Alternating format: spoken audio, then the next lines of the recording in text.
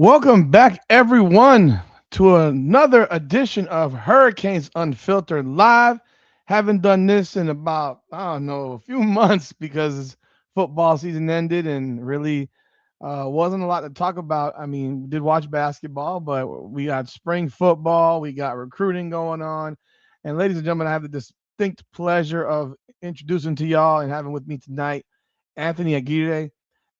He is the Miami Hurricanes beat writer for Roundtable. So if you haven't checked it out, Roundtable, what's the website for that, Anthony? If you just look up roundtable.io/NCAA/Miami, you'll find it. If you download the Roundtable app, then that's way easier to find us. Click the team tab, then you find NCAA, then you find Miami, and you just find all our hard work. We're covering, we provide everyday coverage for free, so make sure to Yeah. check it out. Yeah, dope, man. I appreciate you being on here. And I've known Shandell Richardson, who is runs the site for many, Yes, God, sir. many over 20 years, and I've contributed some videos to the site. Happy to have you on here. If you're in the chat, ladies and gentlemen, definitely leave a comment.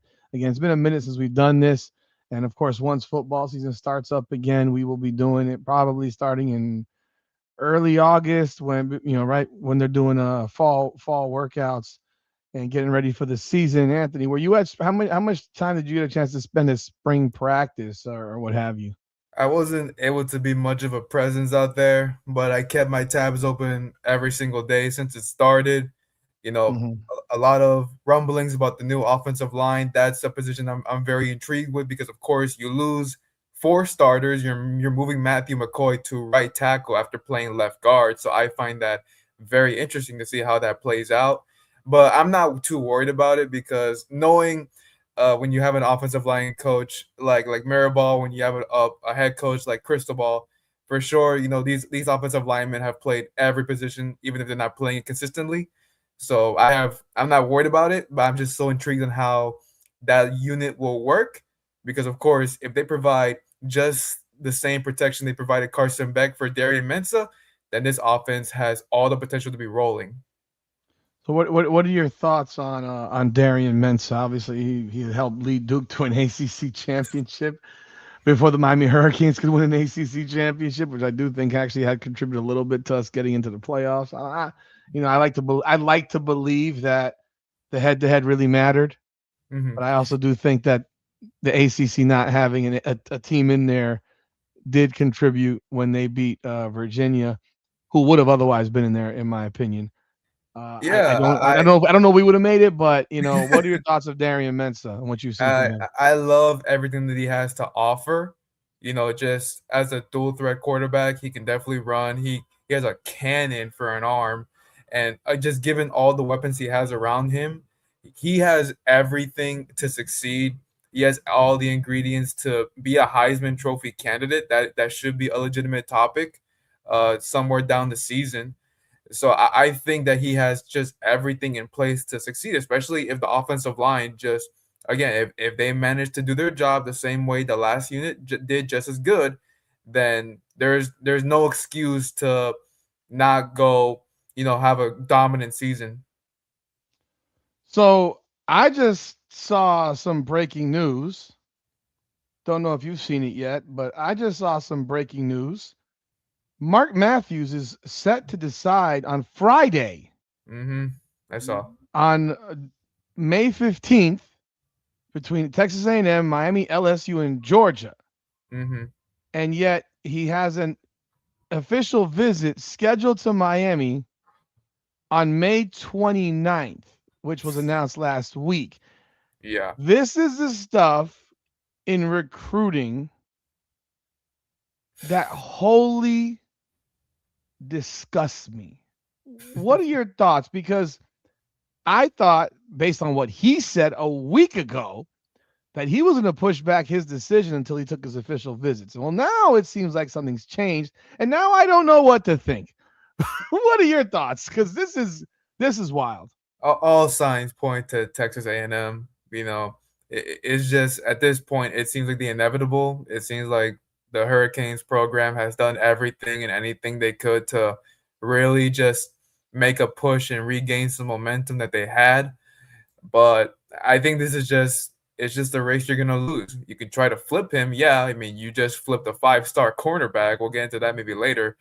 But when you see something like that, you just you just gave it all you had at that point. Why do you think he's why do you think for sure that he's A&M at this point? I mean, I don't even know what to think with these guys anymore. I honestly I I mean, don't know what they've to had think the anymore. momentum in recent reports, and even just then, if it was so clear that he was going to be with Miami, I'm pretty sure he would have committed by now. And so just all this dilemma, drama, reports, it's just it is what it is. And Texas A&M, they got a bunch of 5 stars already, so they're looking at another one. It just it is what it is. I have no idea anymore. I used to cover recruiting heavily back in the day when I was with Inside the U. I was one of the founders of Inside the U, and having the unfortunate responsibility of contacting high school athletes who at the time were not being paid $1 million to go play football in college, who were deciding based on whatever under the table perks that they were getting, and I don't know, actually liking the school that they were going to go to, and it Yeah. not always being not being completely a business transaction. Now this is nothing more to me than business transactions going on, and they don't give a shit about these schools. They just care about who's going to pay them the most, where they're going to play fastest. And so now but then again, I'm looking at a guy here who's, again, a week ago, we had a different story after the visits from Mirabal or whoever, I think it was Mirabal visited him. It's like, this stuff is annoying to me. It's just from your time in doing this, and don't know how much time you've spoken with, how many times you've spoken with recruits or not, because I don't speak with recruits anymore. I just go based on what I read and report it. In the past, I would speak to recruits, them tell me a story, and then them tell another site and another site and another site, 4 different stories. What has your experience been, and what do you think of this whole process Yeah, now when it's basically the biggest check? I don't talk to recruits either. It's just more so the reports because it's like you said, it's a business transaction at this point, and there's absolutely no loyalty out there.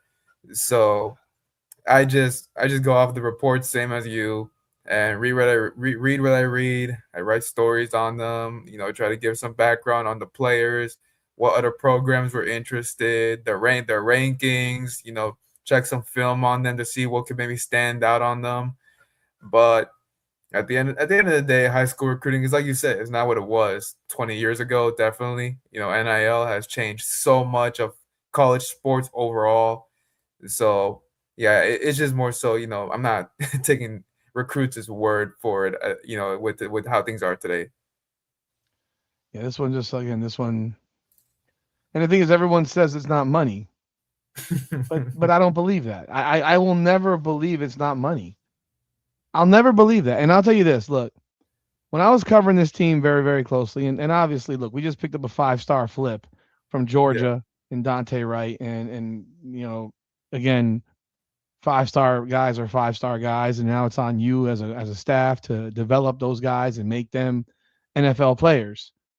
Um, and them also putting in the work in to earn time on the field and earn that opportunity. I mean, you got guys like a Bryce Fitzgerald who killed it last year, and yeah. Malachi Tony, obviously, who's in my opinion the best football player in the country as a freshman. I thought he was the best player in the country, and that's not being biased. That's just me saying all around player. He does everything. There was nothing that he didn't do. So you got guys like that who can come in and make that type of immediate impact, and then have you talk about money. I mean, yeah, I do think it's money related. So you're telling me that if Mark Matthews was offered $1 million by Texas A&M and Miami offered him $2 million, he'd say no? Like, that he'd say no? Would he say no to $2 million? Like, the Godfather. I'm gonna make him an offer he can't refuse. Like, what are we doing here? This is always about money.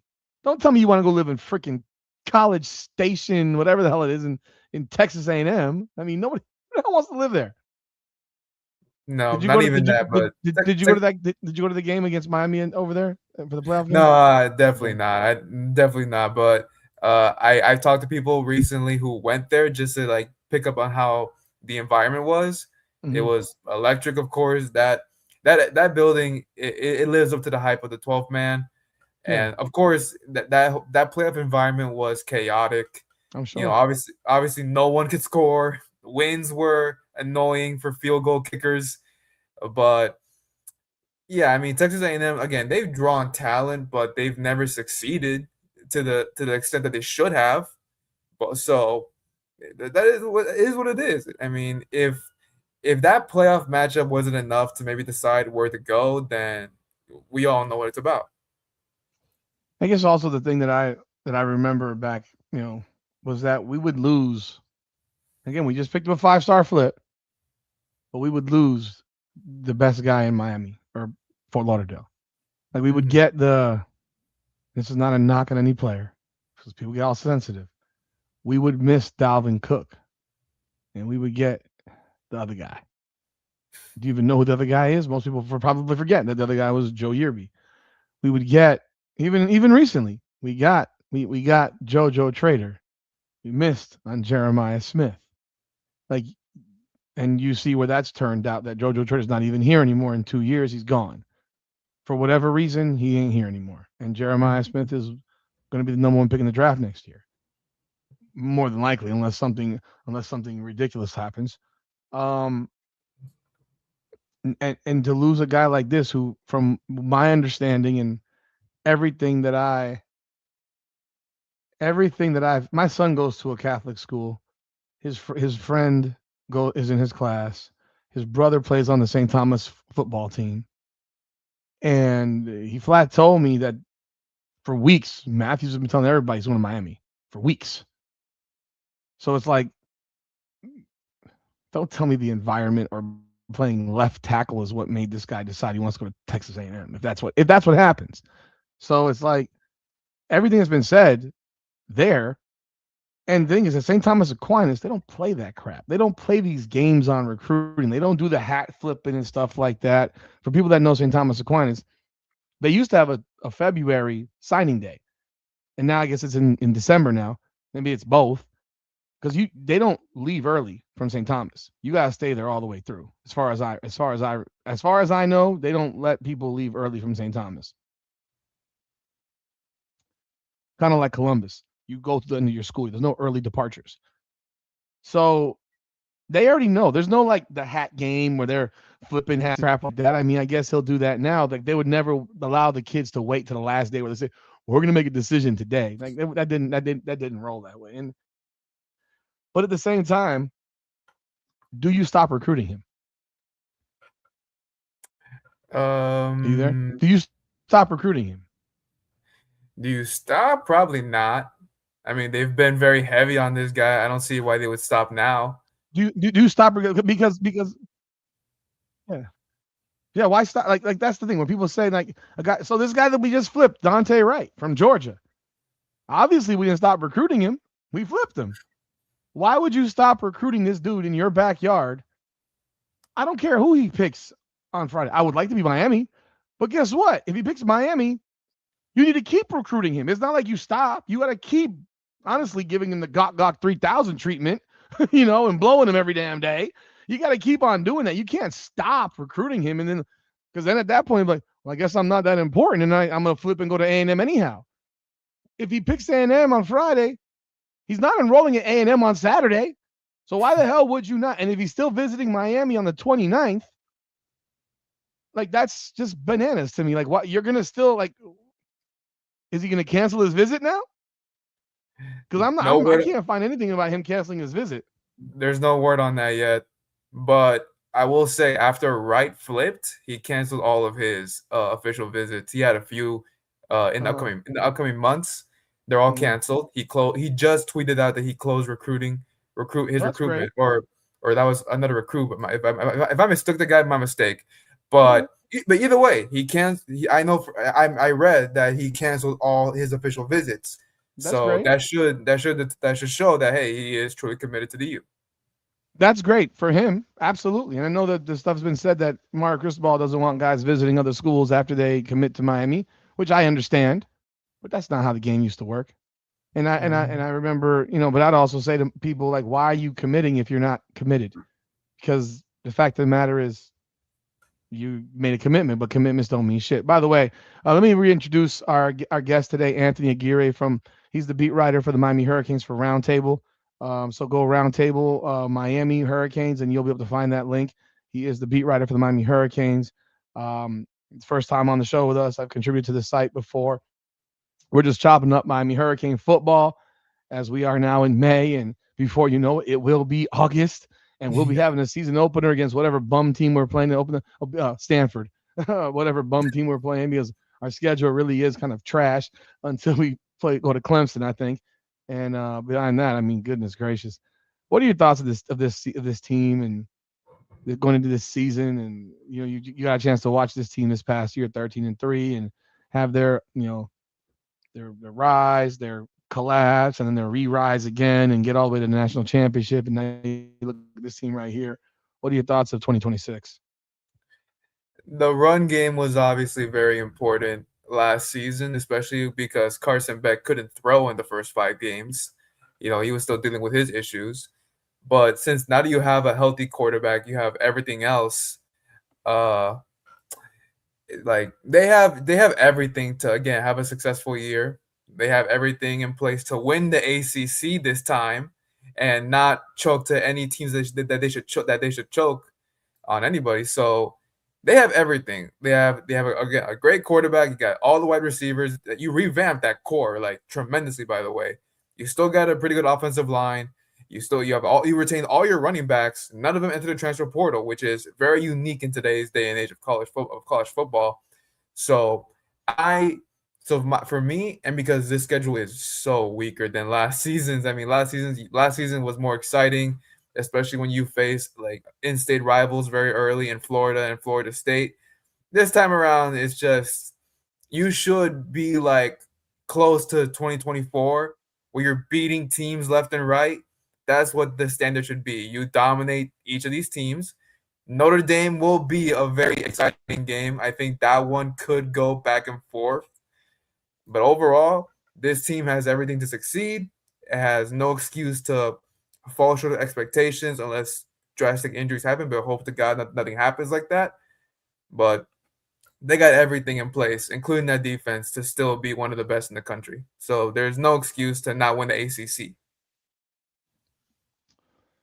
Yeah, the ACC obviously is one that is something that we all want to see. I obviously would prefer to win a national championship over an ACC championship, but if I don't win a national championship, I definitely want to win an ACC championship, because there's no excuses that the guy that just won the ACC championship can't win an ACC championship with this talent after he won it with Duke's talent. And you took the best receiver from that team, and the quarterback from that team. There are no excuses for that. The schedule is softer than butter overall. They got the road game at Notre Dame. They do play Florida State at home. The toughest game might be Clemson on the road, and I don't think that game is all that tough.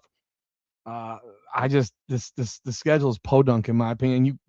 Realistically, you can ill afford to lose a game in the ACC this year, in my opinion. You can't lose an ACC game. The only game I you can agree. afford to lose is the Notre Dame game, because the Mhm. ACC stuff, you won't get the benefit of last year of going 10-2 and making it if you lose an ACC game and don't win an ACC championship. Like, you won't have that benefit this year. You drop two ACC games, you're done. Like, you're done. This one won't. They won't be. There will be no forgiveness on this one. What do you think of that? I 1000% agree. That Mm. because this team is way more talented. Talent wise is way more than last year's. Even Yeah. yeah, even though you lose Ruben, even though you lose Akeem, you still got great guys on the defensive front. So there is no excuse to not win the ACC this year, especially with just the revamped wide receiver core. You kept all your running backs. You have a quarterback who's healthy right away, and he has again all the talent in the world to succeed with everything around him. So there is if you lose one ACC game, you're already disappointing. You know, I like I'm happy for Carson Beck that he's said on in an interview that his arm feels better than it's felt in a while, and like you could see in the pro day and in the NFL combine he was whipping that ball. We didn't get to Yeah. see him whip that ball this season. I mean, the first half of the year he couldn't throw the ball. It was still an injury he was dealing with. He had no time to get acclimated. He had no time to work out. Really, it was just he had fall practice, and that was basically it. And then he beat Notre Dame in the season opener. And I mean, people jumped on him, and they I thought people were way too over the top with him in terms of hard on him. You know, and I did a video the other day on the Beck thing with Arizona where he says his arm feels great. I think he can start there this year. Their team is not good. They don't have backs. If he shows that, I think he can start. The I don't think people truly appreciate what that guy did. This is a program that for 24 years hasn't done shit, like nothing. And this guy gets you in 1 year and helps you get to a national championship game. How did you feel about his performance last year and how he got treated by a lot of Hurricanes fans like mid-year, like he's trash, he's this, he's that, and then you hear these idiots nationally say, "Oh, all he does is throw his picks." It's like, what game are you? Like, even the Louisville game, those are not all on him, and even against SMU, again, not on him. Not all the one that was dropped could have been a touchdown. And the one to Malachi in the end zone, I thought Malachi ran the wrong route. He drifted up the field instead of going straight across. And I think that was what allowed the interception. Wasn't a great throw, but that's what allowed the interception. I mean, obviously the one against Indiana hurt like hell. But again, I didn't like that play call at that point. We were dinking and dunking it right down the field, and then we're gonna throw the ball deep, and it didn't make a lot of sense. What are your thoughts? No, I agree with you. I think Carson has everything. He has everything what it takes to start for Arizona, because you have the two veterans that are already there. They're not really like standout guys. They're not franchise guys. Now, granted, the Cardinals, they have understanding that this is a gap year for them. Way more they have way more things to fix up before they're in any sort of contention in the NFL. But I think Carson is a good building block for that. And like you mentioned, he got a lot of shit throughout the season, and I thought it was mostly undeserving. I mean, we're talking about someone who again still managed to lead the team 5-0. Yes, you have a couple of bad games here and there, but they weren't all on him. And just look at what he did in the final four games of that regular season against NC State, against Virginia Tech, against Pitt. He came through with big performances in those games that eventually led to getting to the playoffs. And again, like we said, against Texas A&M, that whole game was out of whack itself. But then you look what he did against Ole Miss. You look at what he did against just all these other teams and Ohio State. Like, he balled out. He showed toughness in those games, especially when he managed to actually use his legs to extend a couple drives and keep the offense alive. I mean, we never saw Carson Beck as a dual threat quarterback. He never showed that much in Georgia, but he did it in timely situations, and it paid off in the playoffs. And of course, you look at that game-winning touchdown against Ole Miss. He did that. So Yeah. he definitely gets too much shit that I think it's too much. I understand criticism, but to give him all that kind of blame, it was ridiculous. Also, let's keep in mind, he got hit so hard before that deep throw. He got hit really hard, and according to him, he could not hear anything, and there were maybe symptoms of a concussion at the time. But of course, he was not coming out of that game, not a chance. Mm-hmm. So, and then the interception happened. But if you're gonna give him shit for what he did during the regular season, then give him his flowers for what he did to get you guys to a spot that you haven't been in for over 20 years. I'm 23 years old. I was not alive when the last time they made the national championship. Like, come on now. What are we doing with this? I'm 48, man. I'm 48.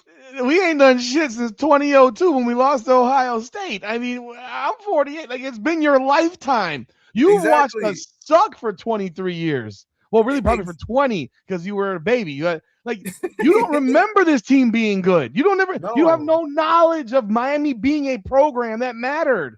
And that's the thing. Like, he did this. He brought me back to 01. And the excitement this year and being in the national championship game, despite it costing an arm and a leg to go. I mean, I had season tickets, so I actually bought them at face value. No, sorry, people. If you want to get face value tickets, you should just become a season ticket holder. But my God, the guy did that, and I didn't realize. I didn't even know about that. You guys hit so hard that he thought he had concussion symptoms. I didn't realize that. I actually did not know that. So I learned that. Yeah. Even more He reason got why the hell we throwing the that's ball how deep. hard he got hit. He couldn't hear what was being told in that helmet. He could not Even hear more anything. reason why the hell are we throwing the ball deep? We should have kept dinking and dunking. Thanks, Shannon Dawson. Jesus Christ. Because you Yeah, know but what? Look, him. but here's the thing though. I don't nobody knew. Not even Shannon knew. Mario Cristobal didn't know. He didn't say a word. He just simply took the hit, and next thing you know, the throw That was on, happens. that was on the personal foul then, right? Yeah. Okay. Because you know what's crazy is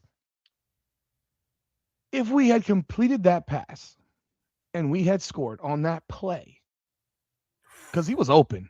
He was He open. was open. He He was had open. everything go. He had If it was Mary. I'm pretty sure it was Marion. Yeah, he had all field yeah, to he was go for open. it. He was open.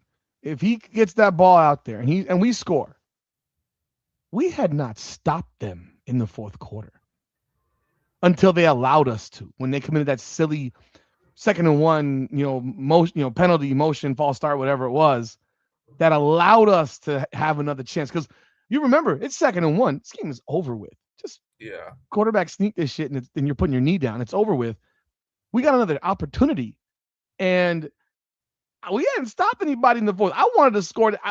I wanted to score with 1 second to go because our defense was gassed. Yeah, I mean, they the seemed DBs just they gassed, had nothing left. and our DBs got smoked most of that game. They did not do a great job especially in the fourth quarter specifically. Mm-hmm. Um, so it's like, I'm a Carson Beck fan, and I really thought he took a bum rap most of the season, and when people were talking trash about the dude and all that. If you're in the chat, man, if you're in the room watching us, man, please do hit the like button and subscribe to the channel. Jump on board, leave a comment in here, let us know that you're in the building so I can recognize you. Shallow, Noel, Lester, as always, you're a big supporter. Appreciate you jumping on board. I've been growing Hurricanes Unfiltered now since August of last year, and so since we're not in football season, I haven't really done them that much. But looking at this recruiting this past week, has been a good week for the Miami Hurricanes. I mean, obviously, Yeah. if Mark Matthews makes the decision and picks us, it will be a spectacular 2-week period. You pick up Ty Keys, running back at a Mississippi. The kid is running for over 3,200 yards and 45 touchdowns as a junior. That's utterly ridiculous. Pretty good, guy to get when you lost out on Myson Johnson Cook, whatever his name was. And I mean, we all know he took a paycheck to Auburn because there's no logical reason why he went to Auburn. Then you get Ezekiel Ayingbeal, I think that's how you pronounce his last name, big defensive lineman out of Houston. Both of these guys are 4-star dudes. And then you get this flip from Dante Wright at a Long Beach Poly. I mean, West Side, let's bring these guys from the West Side into South Florida. That's obviously going to make Kirby Smart really unhappy with Mario Cristobal. But what are your thoughts of these recruiting wins after it seemed like we were seemingly having some recruiting losses like a week earlier, before that? Yeah, when we lost out on Myson, like that one was like, okay, what happened? Like, because it seemed like the U was a lock for a moment, and then he went to Auburn. But getting Ezekiel, like you're gonna keep that defensive front strong for sure. He's got so much talent and a lot of great physical traits to just be another, like almost like an Ahmad Moan senior, just a really hectic defensive tackle. And then just Dante Wright again. Hey, I mean, we've had success with a California cornerback just recently in Keontae Scott, so why not go for another? So I see some very similar traits there. One recruit that really intrigues me and how things can go when he comes is Israel Abrams, 4-star quarterback. Because what interests me on this is, okay, because I expect Mensa to be one and done. The same way, even though he has, the same way with Carson and Camp, I expect him to be one and done. But go to the NFL draft, likely be a first round selection. But then, okay, Obviously, it all depends on what happened in the next transfer portal window. Does Judd stay? Does Luke stay? Do Darian Coleman? He's definitely going to stay. There's no reason for him to transfer as a freshman. But if, let's say, just hypothetically, Judd stays, Luke leaves, but you still got Darian. Like, where how far does Israel maybe come into the picture before he could maybe make a debut for the U? So I'm very intrigued on how that quarterback rotation is going to go after this season. But again, that's an issue for after this season. We'll find out once that transfer portal window opens, and we'll see who actually goes and who stays and whatnot. Okay. Yo, folks, once again, I want to reintroduce Anthony Aguirre. He is the Miami Hurricanes beat writer for Roundtable. So go check out Roundtable on Google it, Roundtable Miami Hurricanes, and you'll find the website. He Yeah, is the beat writer for the Miami Hurricanes Roundtable site. Yeah, you mentioned Israel Abrams. I watched Ray Abrams on film. I think like we all watched film, and this guy is 24-0 as a quarterback. He's won back-to-back state championships. He looks absolutely sensational on film today. I know there were some people that liked the other guy out of Sarasota who chose Florida, but I was looking at Abrams and I'm like, this guy's a beast. Like he throws a dart for a ball. He's 6'4", 190. He's only going to get bigger. I don't see how you're not in love with this dude. I mean, watching him on film, like he just makes throws. And what you mentioned that, the Mensa, yes, he's probably one and done. It would be a blessing in the world if he decided he wanted to stay for 2 years. We all know that's not going to happen. If he does his thing, regardless of winning a national championship or not, this guy's going to be a top 10 pick. And thousand I think percent. I think he's the best QB in the country.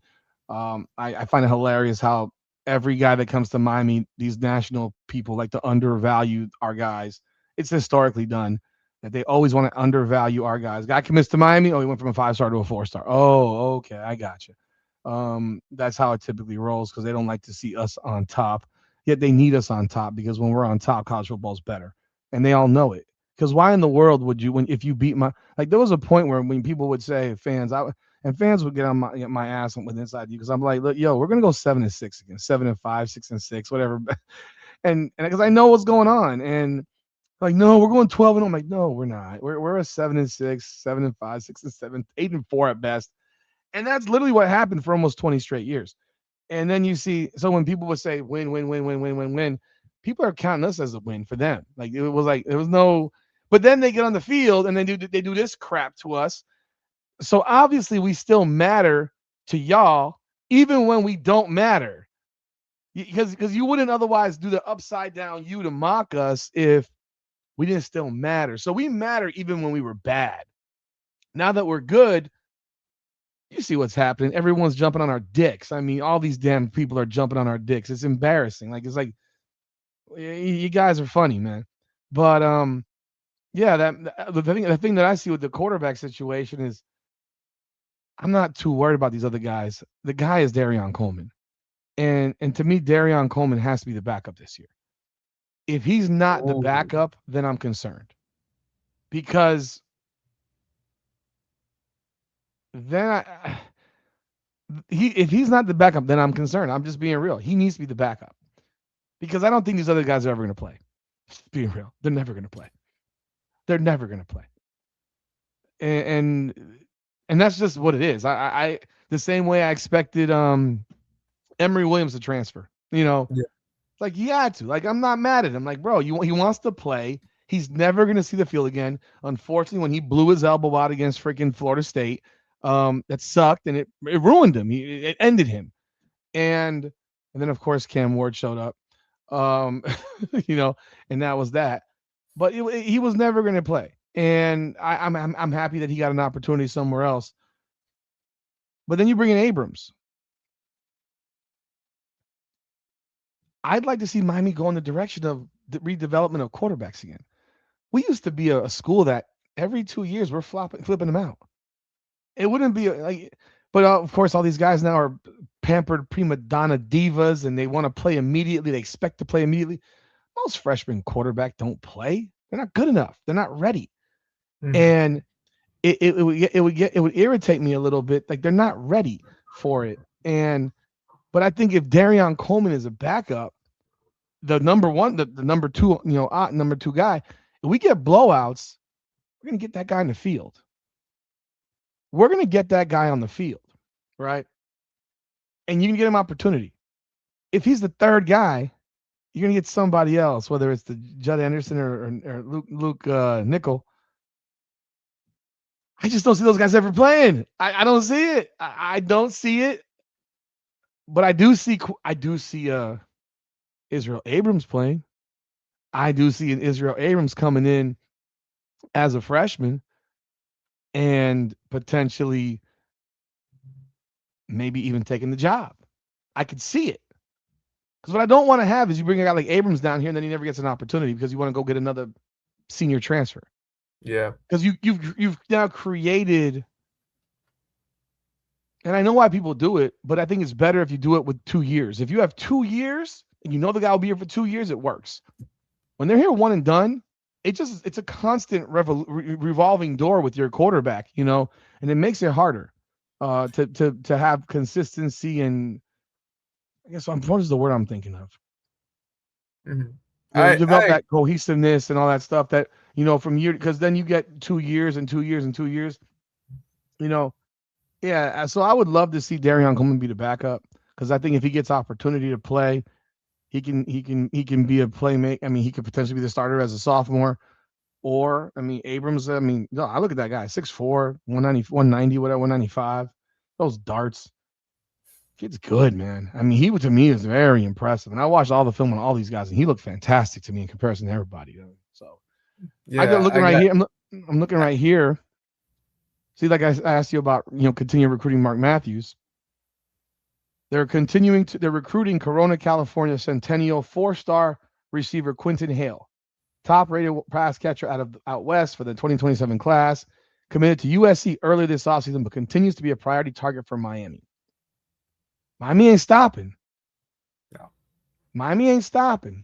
Shannon Dawson visited him this week, it looks like, per this article on 24/7.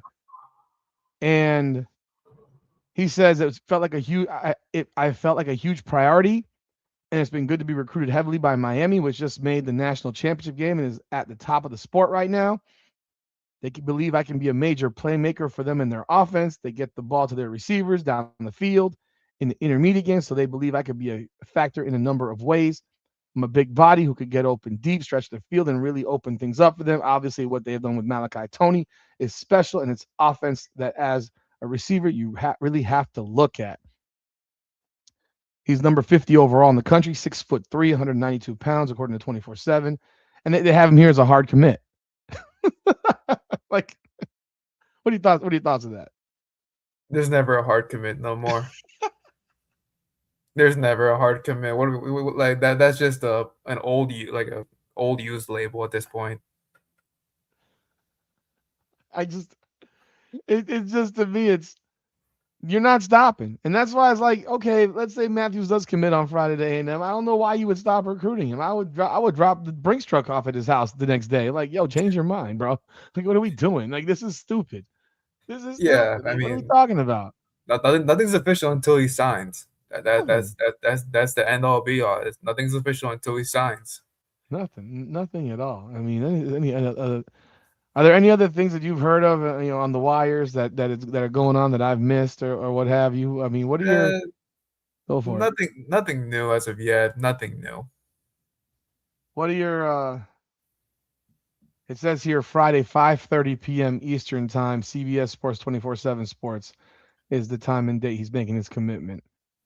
And God, of course, my son has a doctor's appointment at 4:00. Of course he does. I wonder where he's going to do it from. Will he do it from St. Thomas Aquinas, or will he go off campus and do it somewhere else? I'd have to think it'd be somewhere else because St. Thomas doesn't play those games. They don't really do that. Yeah, I think it'd be somewhere else. Yeah. Oh my goodness. See anything else I'm looking at right here? But yo, it's good to have you on here, man. I appreciate it, of course.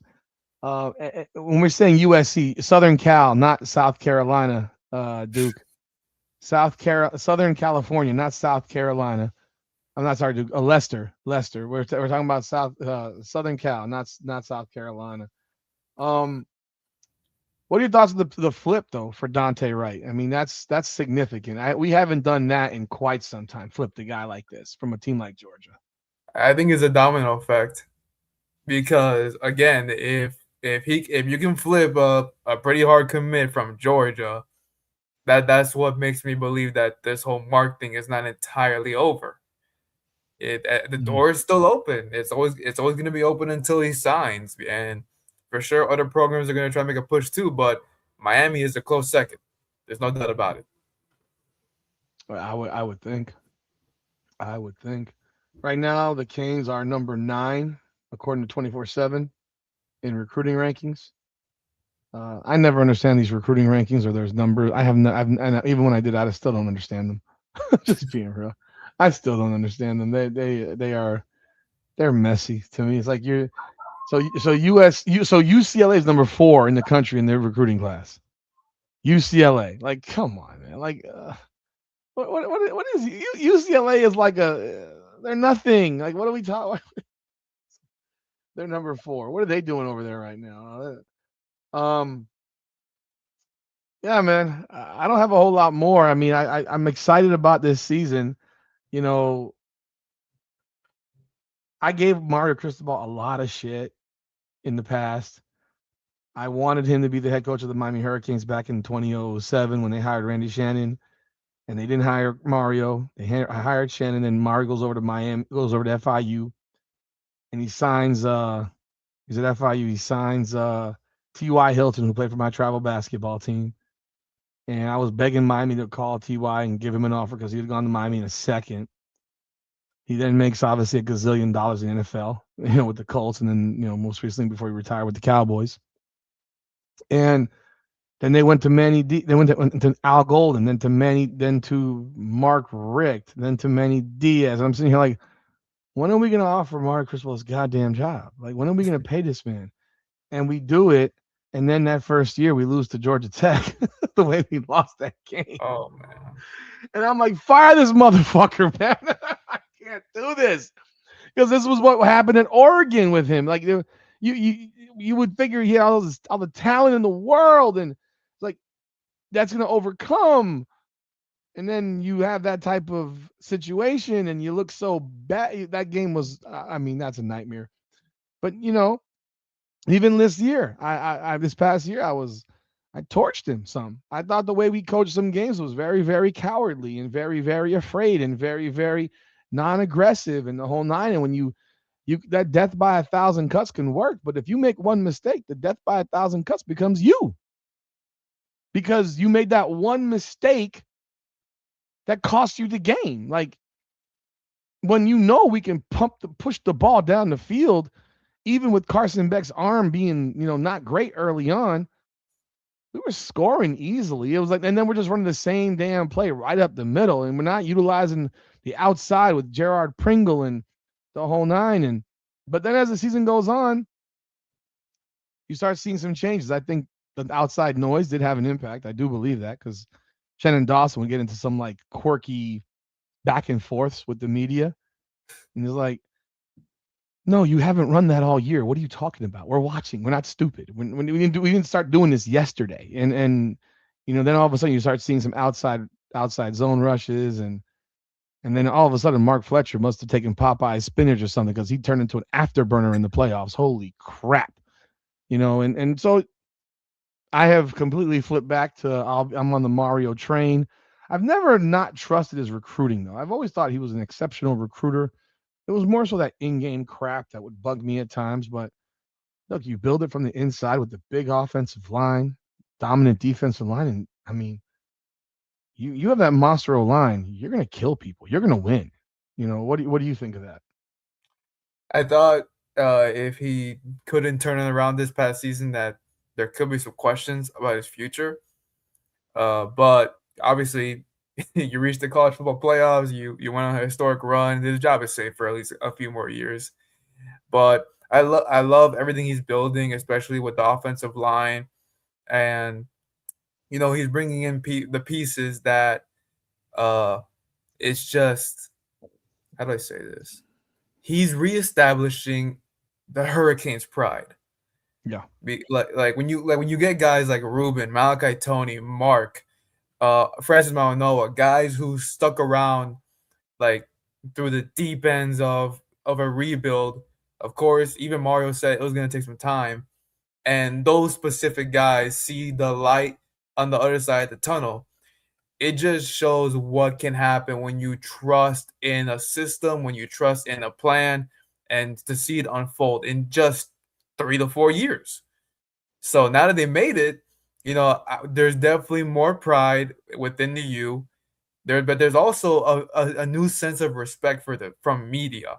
You're seeing guys from On Three, especially, that are believing in Darian Mensa, that believe that hey, Malachi Tune can make another jump, and even just this new wide receiver core is very exciting. Vendrivius Jacobs, Cam Vaughn, Dalen Upshaw, uh, Joshua Moore. Like these guys can take bigger roles this upcoming season. So to see that there's a big turnaround in the narrative, and even the narrative around Mario Cristobal is no longer, oh, he's what's gonna happen in late season form, what's gonna happen with those games. Now it's about, okay, can he just return to the college football playoffs? Can you reach back to the national championship game? That is a completely different flip around Mario Cristobal. And you mentioned he's a solid recruiter. It's just those in-game decisions that were very questionable. But just given how, especially those last 4 games of the regular season, how those resulted, how it forced the committee to look at Notre Dame, Miami head to head, even though you had the whole Duke situation like that definitely helped. But those last 4 games really forced that head to head in the selection committee rankings, and finally gave the Hurricanes the nod. So is for Mario Cristobal, it's just about taking things a step further. Even though yes, you reached a very high peak, you still gotta get over the mountaintop. No, definitely. Look, end of the day, now you have set yourself up to where if you don't win the national championship, the season is a failure. Like Yeah. you're at that point. You're there. You got to get to that. You got to finish it. You got there. You got there. We were that close. You've got to finish it. Now there are no excuses. You've got a very talented team. I think this team is actually, like you said, I think it's more talented this year than it was last year. I think the wide receiver room is way better. Oh yeah. I guess it's not a knock on Keelan Marion or CJ Daniels, but this wide receiver room is better. It's flat better. Malachi Tony's going to be a year older now. Do I expect Malachi Tony to catch 120 passes this year? No. I think he'll probably drop into the 80s because the talent around him is that much better, which will take some of the pressure off of him so that when he does catch passes, it'll be even more wide open. Or even on the other side for them, Cooper Barkett, he's legit, Mhm. legit. And you got, Athletic. he's legit. Like he's not your typical wide receiver. He can actually play, bluntly. And then you got these guys like Vaughn and Jacobs who are transfers. These are top shelf dudes, Yeah, and you got a very very talented room. It's a dangerous room to me. It's a it is. special room, and you now have a QB that can dart the ball out there to them. And unlike last year, I would expect to see more of a Cam Ward style offense than we saw this past year, where we're just trying to run the ball a million times. The difference now becomes how do we look on defense? I think Corey Heatherman has instilled and installed a passion, a culture of that violent culture is infectious. Mhm. But you know what? It ain't for everybody. So when you go to a practice, you might not want to get hit like that in practice. You might not want to go that extra step in practice. But if you don't want to do that, then you don't belong here. Don't bother. Stay away. Because when you watch a guy like Ruben Bain grab his hat and not even look at the damn mirror because he's pissed, Oh, because he's cold. pissed, because he's pissed, and because he's embarrassed because of how he dropped, because that bogus ass article that came out a couple weeks before the draft, and their arms are too short. Like they awoken, and like, as if you didn't need to do so because he's a monster. But they really awoken a guy that now is even more motivated to prove everyone wrong. Not just Mhm. be great, but to prove everyone wrong. Which when this with this guy, it's like it's like don't trash talk Michael Jordan. He's great without you saying shit to him. And now it's like okay, you did that. Oh, thanks, great. Um, and that culture that Heatherman created. I mean, Heatherman looked like a cyborg up when he's in press conferences. It's like looks has that look on him. And when they said excitement was it excitement, storm, and violence. That's just that's it can be a little scary. You watch how they were hitting people and swarming and attacking folks, and it's like when you look at that team, this team, and you say, God, if we had that defense for Cam Ward, we wouldn't lose Oh a game. yeah, We wouldn't have that lost a was a narrative game. all We year. would have been winning. We would have been winning games 60-10. We would have been beating the people 60-10. But again, nothing against Carson Beck in that regard. But I think Darian Mensah provides us now, he's a weapon that with those guys and that running back room now, tight end remains a mystery to me. Yeah, that's a I very pro- I questionable position. I proposed last year moving Joshua Moore to tight end because he's 6'4", 6'5", 215, 220, Yeah, and more so moving him there in pass situations. I'm so tired of looking at 3 wide receivers and a tight end in a 4 wide set. I don't want to have a tight end in my 4 wide set. You're not a wide receiver, bro. Sit your ass down.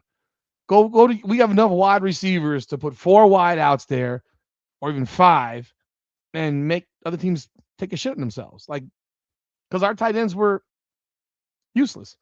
And I did see that we do have we're favored now to pick up the tight end out of what the hell is his name again? Let me find it again. We're now favored to pick up the tight end out of Jesus Lord. Had it in front of me a second ago. Um, let me see here. What was his name again? Why did, oh, I just had it in front of me. I just had it in front of me. God dog. It was a top 10 tight end that we're now like really right there. I'm gonna find it now because now I'm not now I seem stupid. I need to find this crap now because I was just looking at the story. Um, you know who I'm talking about? I saw the report. I forget the name though too. Let me not pull up my own videos now because I have it on my own videos here. Um, my job to be prepared, and that's my mistake, people. My apologies. The hell's the name again? I'm pulling it up. If anyone in the chat knows this, I'm not digging for this crap for the next 10 minutes. Please do put it up there right now. That'd be very helpful. Where is he? Why do I not remember this guy's name? I just had it in front of me. Just had it in front of me. God, dog. Uh, I apologize. I'm gonna be looking for a minute. I can't find it. Of course, I can't find it right now. Um. Okay. Jordan Karhoff. Jordan Karhoff.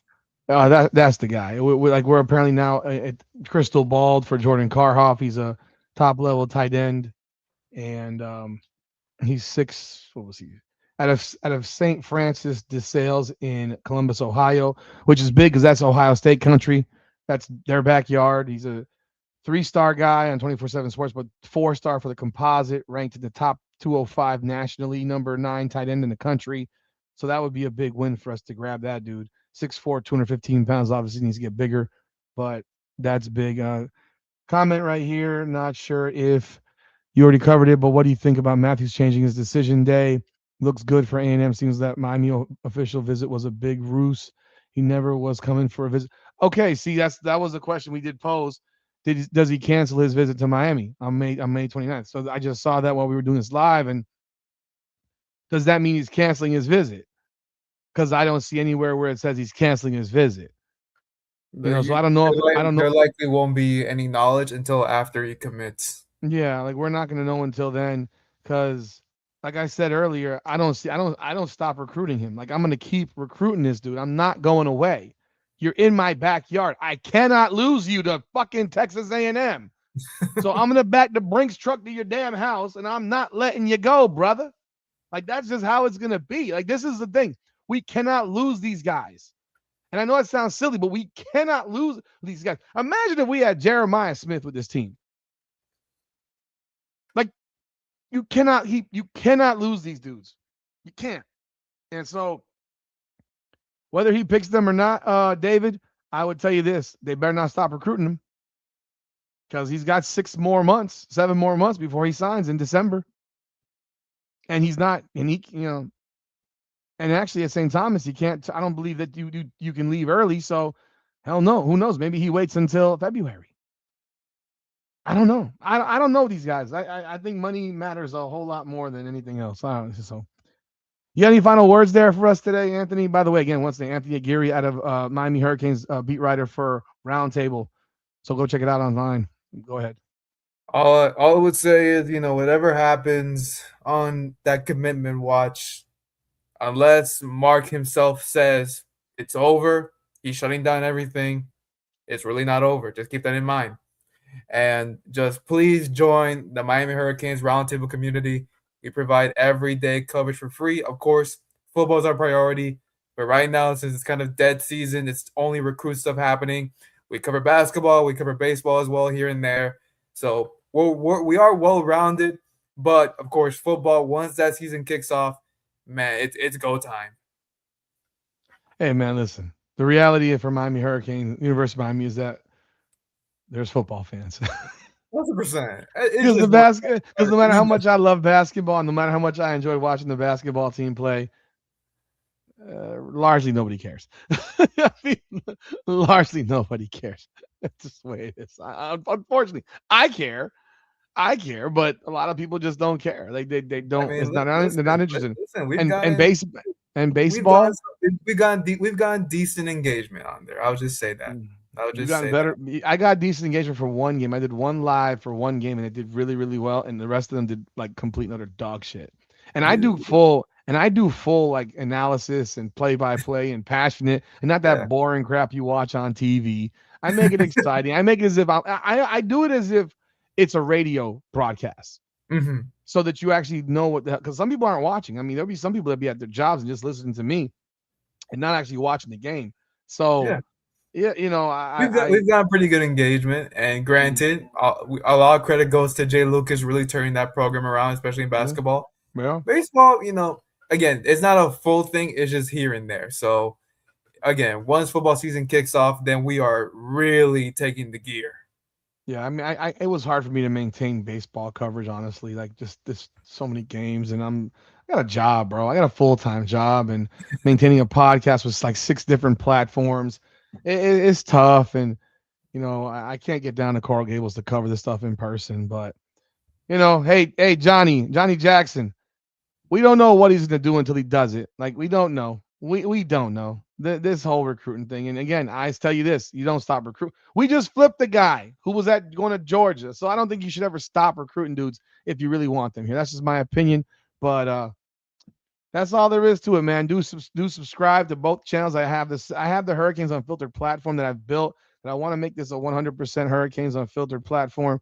Initial podcast was built under Come On Now the podcast, but the YouTube algorithm plays games so much where videos don't get pushed the way you want them to be pushed. So, do subscribe to that channel as well. And if you haven't subscribed to Come On Now the podcast, please do so, and do follow us on at Hurricanes Unfiltered on Instagram. But again, Anthony, man, thank you for jumping on board tonight. That's going to do it for this edition of Hurricanes Unfiltered Live. We thank you, man. Again, Hurricanes Unfiltered Live, powered by Come On Now, the podcast. Come on now. Let's get it.